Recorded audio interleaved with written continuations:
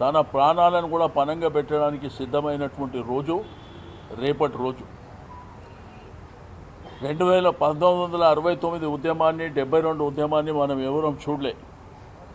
కానీ కేసీఆర్ గారి ఉద్యమాన్ని 2001 నుంచి 2014 వరకు మనం చూసినాం. మరి ఆ ఉద్యమంలో అన్ని వర్గాల ప్రజలు, విద్యార్థులు కానీ, మహిళలు కానీ, రైతులు కానీ, సంబంధ వర్గాలతో పాటు ఉద్యోగులు, నిరుద్యోగులు అందరూ కూడా మరి ఆ యొక్క కార్యక్రమాలలో భాగస్వామ్యం జరిగి మరి కేంద్ర ప్రభుత్వాన్ని మీద ఒత్తిడి పెంచి తద్వారా వారి యొక్క అమరణ నిరాహార దీక్ష ద్వారా లాస్ట్ స్టేజ్లో హాస్పిటల్లో, నిమ్స్ హాస్పిటల్లో డాక్టర్లు కూడా చేతులు ఎత్తేసినటువంటి సందర్భంలో మరి కేంద్ర ప్రభుత్వం, అప్పుడున్నటువంటి మరి యూపీఏ ప్రభుత్వం మరి వెంటనే కేంద్రంలో ఉన్నటువంటి హోమ్ మినిస్టర్ చిదంబరం గారు మాట్లాడి తెలంగాణ రాష్ట్రం ఇస్తున్నామని చెప్పి ఆ రోజు అనౌన్స్ చేసినటువంటి సందర్భాన్ని కూడా మన కళ్ళారా చూసినాం. ఈరోజు నిన్న మొన్న ఇప్పుడు మాట్లాడే వాళ్లకు సోయలేనటువంటి మాటలు మాట్లాడుతుంది. అసలు తెలంగాణ రాష్ట్రమే లేకపోతే ఈరోజు పిసిసి ఏదైతే కాంగ్రెస్ పార్టీ ఎక్కడిది, బీజేపీ పార్టీ ఎక్కడిది, లేకపోతే ఇప్పుడు తెలంగాణ ప్రభుత్వమే ఎక్కడిది అనేటువంటి విషయాన్ని కూడా వాళ్ళు మననం చేసుకోవాల్సినటువంటి అవసరం ఉంది. కేసీఆర్ గారి మీద అవాకులు చెవాకులు పేలినంత మాత్రాన, మీ ఇష్టానుసారంగా మీరు మాట్లాడినంత మాత్రాన చరిత్రను ఎవరు మరవరు. కేసీఆర్ అనే వ్యక్తి లేకపోతే తెలంగాణ రాష్ట్రమే లేదు అనేటువంటిది జగమెరిగినటువంటి సత్యం. చిన్న పిల్లగాని నుంచి ముదసిలి వాళ్ళ వరకు, పెద్దవాళ్ళ వరకు కూడా ప్రతి ఒక్కరు చెప్తారు. కేసీఆర్ ఆ రోజు ఉద్యమాన్ని ఉవ్వెత్తున తీసుకువెళ్ళడమే కాకుండా ప్రభుత్వం మీద ఒత్తిడి పెంచి దేశంలో ఉన్నటువంటి అన్ని పార్టీలతోని మరి మీరు కంపల్సరీ తెలంగాణ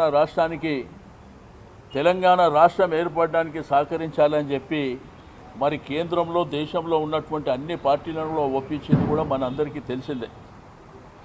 కానీ ఈరోజు కొత్త బిచ్చగాడు పొద్దెడు గారు అన్నట్టు ఏది పడితే అది మాట్లాడేటువంటి సందర్భాలను చూస్తున్నాం. ఆ తర్వాత ఒక ఉద్యమ నాయకుడే ఈ రాష్ట్రానికి ముఖ్యమంత్రి కావడం కూడా చరిత్రనే. మరి ఆ 10 సంవత్సరాల పరిపాలన ఈ దేశం చూసింది, ఈ రాష్ట్రం చూసింది. మన ఉద్యోగాలు మనకు వచ్చినాయి, మన నీళ్లు మనకు వచ్చినాయి, మన కరెంటు మనకు వచ్చింది. ఈరోజు పంట అనేది యావత్ భారతదేశమే అబ్బురపడే విధంగా మరి వరిధాన్యం పండించినటువంటి చరిత్ర ఈ దేశంలో తెలంగాణ రాష్ట్రానికి.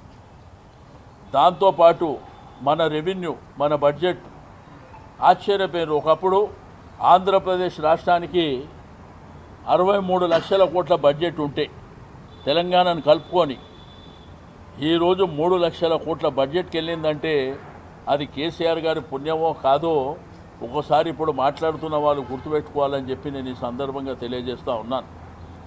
ఈరోజు ఎన్ని అద్భుతాలు జరిగినాయి ఈ రాష్ట్రం లోపల.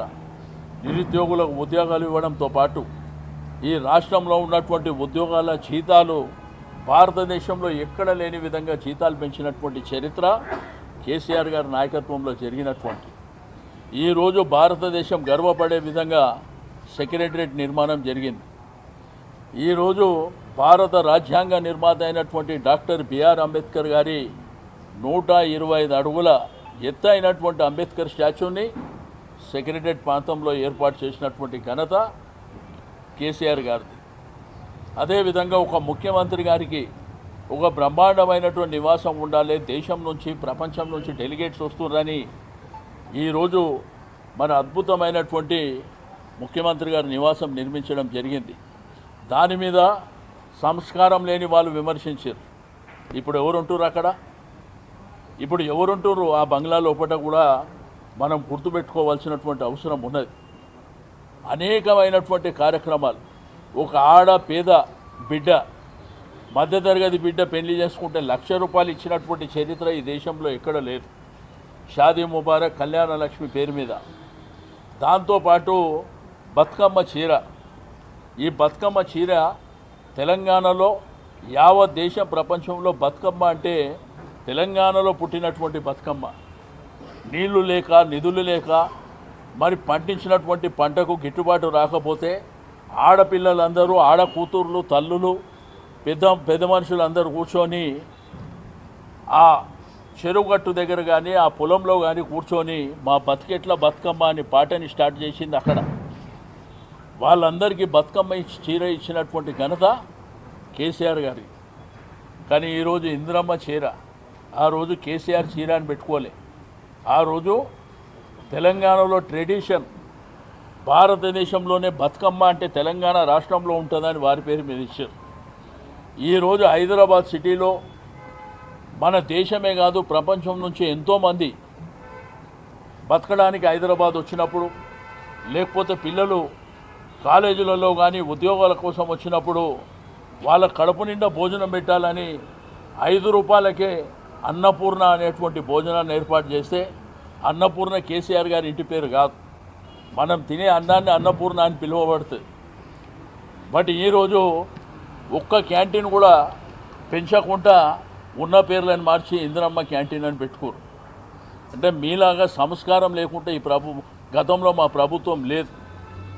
కాబట్టి దీక్ష దివాస్ అనేది ఒక చరిత్ర, ఒక రాష్ట్రాన్ని సాధించినటువంటిది. రాజకీయ పార్టీలు ఉంటాయి, ప్రభుత్వాలు వస్తుంటాయి పోతుంటాయి, పార్టీ గెలుస్తుంది ఓడిపోతుంది. కానీ ఒక రాష్ట్రం సాధించడం సామాన్యమైనటువంటి విషయం కాదు.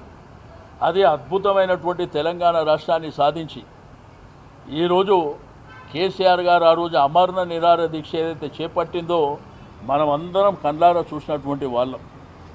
కాబట్టి ఆ తీపి గుర్తులని ఇప్పటి జనరేషన్ కూడా మరి 2001